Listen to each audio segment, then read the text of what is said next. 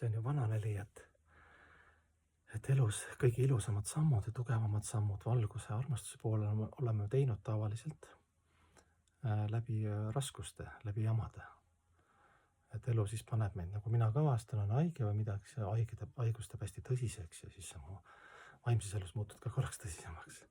Et noh, selline ilus järeldus, et elu nagu räägib sinuga läbi piitsa ja prääniku ja kui läbi piitsa räägib, siis ei tohi nagu, mitte ei tohi, ideaalis on realiseerida seda, et see ei ole nagu halvast, aga see on lihtsalt nagu isa energia, päikse energia, kuu energia on ema energia, pai ja piits. Mõlemat on vaja, eks eneseületust ja sellist üllatust ja seiklust, et seiklus saaks toimida, on vaja vastuolusi. Näiteks erinevad aspektid, mida me oleme rääkinud. Aga jah, et tuleb nagu lahti kodeerida see, et algus pühakirjadest, võib-olla teoorias, pühakute eeskujudes, et nagu Jumal nagu armastab sind ja mind kogu aeg 24/7, ta on kohal ja tal on tingimusteta armastus, vahet ei ole, kus sa viibid ja kus su teadus uitab praegu, patustel radadel või kehalises kontseptsioonis või kibestumistes või ma ei tea, teiste kritiseerimises või jõuetuses või haiguses.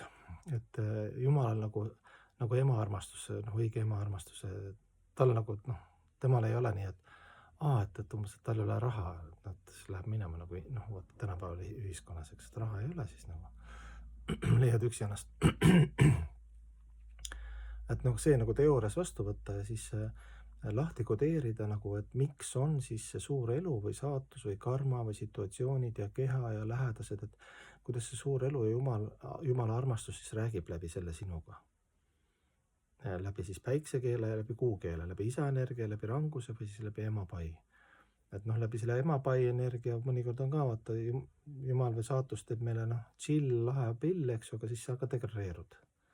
Lased nagu liiga ladvaks, lähed kehalisse kontseptsiooni või arvad, et sa oledki siin maailmas igavesti selline algne nautija. Ja siis tavaliselt inimene hästi mugavaks läheb, siis ta hakkab sööma valesti ja pärast on terviseprobleemid ja kuni lamatisteni välja, ma teen nalja.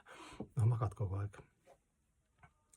Et see on nagu hästi hea uudis, et pigem on see meie teaduse ja teadmiste ja praktika ja tugeva teooria küsimus, et me saaksime aru,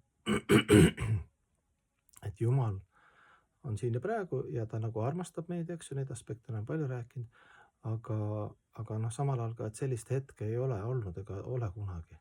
Et tema poolt midagi on seal kuskil error, et meie poolt on error, ainult meie häälestamise, meie puhastumise, meie vaimse praktika saadanpakti, meie valikuvabaduse suunamise küsimus ja siis selle imelise aarde avastamise küsimus, et see sinu suhe Jumalaga, see igavene suhe, et seal ainult nagu omalt poolt peab midagi tegema, sest et see on hämmastav, kui aja jooksul vaimses praktikas hakkad aru saama, et Jumal nagu nii kogu aeg annab.